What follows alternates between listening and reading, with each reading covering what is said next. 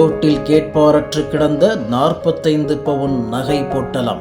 மனித ரூபத்தில் நடமாடும் கடவுள் கண்ணில் பட்ட அற்புதம். ஏழ்மையிலும் நேர்மையை விரும்பும் அன்பு தெய்வங்கள். யார் யார் சிவம்?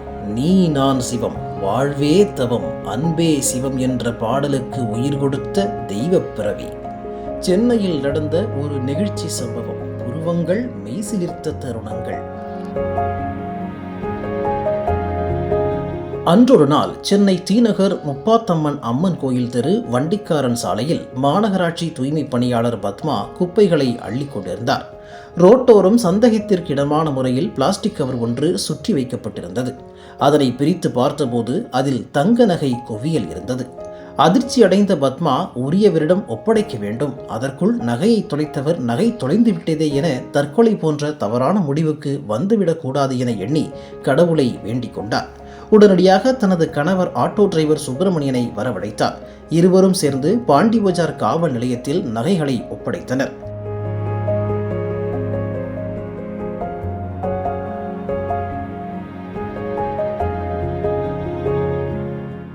பத்மா சுப்பிரமணியன் தம்பதி முன் போலீசார் பிளாஸ்டிக் கவரை பிரித்து நகைகளை சோதனை செய்தனர். அதில் 50 லட்சம் ரூபாய் மதிப்புள்ள 45 சவரன் தங்க நகைகள் இருப்பது கண்டு போலீசாருக்கு தூக்கி வாரி போட்டது. போலீசார் விசாரணை மேற்கொண்டதில் நங்கநல்லூர் பகுதியை சேர்ந்தவர் ரமேஷ் என்பவர் ஏற்கனவே காவல் நிலையத்தில் தான் கொண்டு வந்த சுமார் 45 சவரன் நகையை தொலைத்து விட்டதாக பாண்டி பஜார் காவல் நிலையத்தில் புகார் அளித்துச் சென்றது தெரிய வந்தது. இதையடுத்து புகார்தாரர் ரமேஷை காவல் நிலையம் வரவழைத்து விசாரணை மேற்கொண்டதில் அவர் பழைய நகைகளை வாங்கி விற்பனை செய்யும் வியாபாரி என தெரிய வந்தது. தனது நண்பர் ஒருவரை பார்ப்பதற்காக நேற்று டி நகர் வந்தபோது தான் கையில் வைத்திருந்த நகைப்பையை அருகில் இருந்த தள்ளுவண்டி கடையின் மீது வைத்துவிட்டு அங்கிருந்து மறந்து சென்றது உறுதியானது. தொடர்ந்து நகை சரிபார்ப்பு மற்றும் நகைக்கான ஆவணங்கள் சரிபார்ப்பு பணியை போலீசார் செய்து ரமேஷிடம் ஒப்படைத்தனர். 50 லட்சம் மதிப்புள்ள 45 சவரன் தங்க நகையை கண்டெடுத்து அதை நேர்மையாக காவல் நிலையத்தில் ஒப்படைத்த தூய்மை பணியாளர் பத்மாவை காவல்துறை உயர் அதிகாரிகள் உள்ளிட்டோர் வெகுவாக பாராட்டினர். அவங்க வேலையை முடிச்சுட்டு வரும்போது வீட்டுக்கு போற டைம்ல சாப்பாடு பைய எல்லாம் எடுத்துட்டு வராங்க. அப்போ ஒரு பைய இருந்திருக்கு, அதை எடுத்து பார்த்துருக்காங்க. அது குப்பையில போட்டு எடுத்துட்டு போயிடும். அதில் பார்த்தா நகை எல்லாம் இருந்திருக்கு. அவங்க உடனே எனக்கு கால் பண்ணுறாங்க. நான் வந்து சூப்பர்வைசருக்கு வந்து எடுத்துட்டு போய் கொடுத்துடலாமா? நான் கால் பண்ணல, நாங்கள் தான் இருப்பேன் உங்களுக்கு பிக்கப் பண்ணுறதுக்கு. என்கிட்ட சொன்ன நேரம் சூப்பர்வைசர் எடுத்துன்னு போய் கொடுத்துடலாமா சொல்லிட்டு அங்கே எடுத்துன்னு போய் கொடுத்தோம். அவங்க மேனேஜர் சூப்பர்வைசர் அவங்க எடுத்துன்னு போயிட்டு எங்களுக்கு நல்லபடியாக அந்த பாண்டிபஜார் ஸ்டேஷனில் ஹேண்டில் பண்ணி அவங்க வந்து எல்லாம் விசாரிச்சாங்க. என்ன ஏதுன்னு நாங்கள் தகவலும் சொன்னோம். ஆஃபீஸ் பண்ணி தகவல் சொன்னாங்க. அப்புறம் பாட்டியும் வந்தாங்க. அப்புறம் அவங்க கிட்ட குழப்பிச்சிட்டேன். அவங்க கொடுத்தபோது எப்படி இருந்துச்சு? உங்களுக்கு என்ன சொன்னாங்க?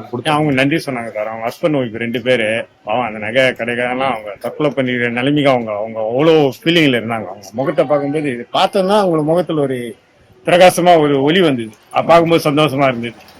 ஆனா நீங்களே இதே மாதிரி முன்னாடி உங்களுக்கு இந்த மாதிரி 2022 நம்ம குயின் மேரிஸ் காலேஜ் கிட்ட வந்துட்டு இருக்கும்போது ஆட்டோ ஓட்டிட்டு வரும்போது ரோட்ல ஒரு கவர் கிடைச்சிச்சு.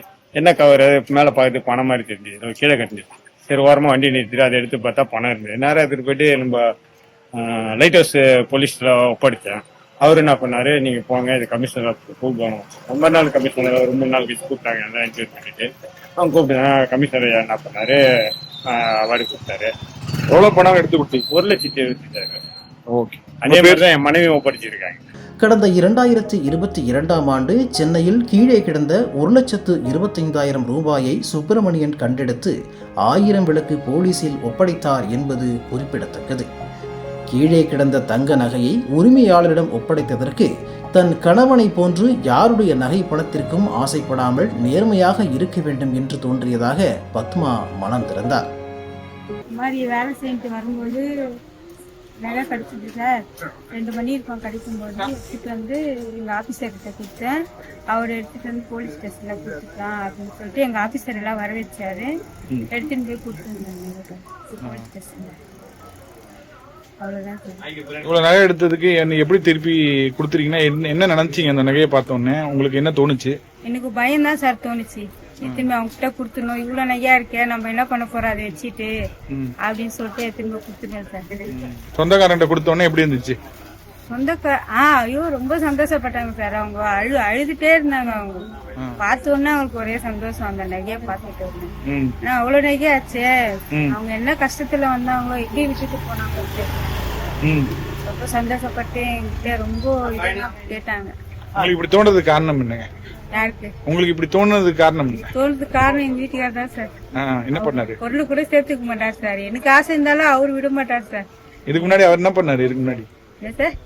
எதை பார்த்து நீங்க இப்படி ஏன் அந்த பொருள் அடுத்தவங்க பொருள் எதுக்கு அப்படின்ட்டு அவரு விடாம. உங்க ஹஸ்பண்ட் என்ன இதே மாதிரி என்ன பண்ணாரு அவரு? அதான் அந்த பணம் கிடைச்சதுல, அது தெளிவா சொல்லுங்க. பணம் இந்த மாதிரி அவருக்கு கிடைச்சது, எத்தனை பேர் கமிஷனர்கிட்ட கொடுத்து அவர் அவார்டு வாங்கினாரு.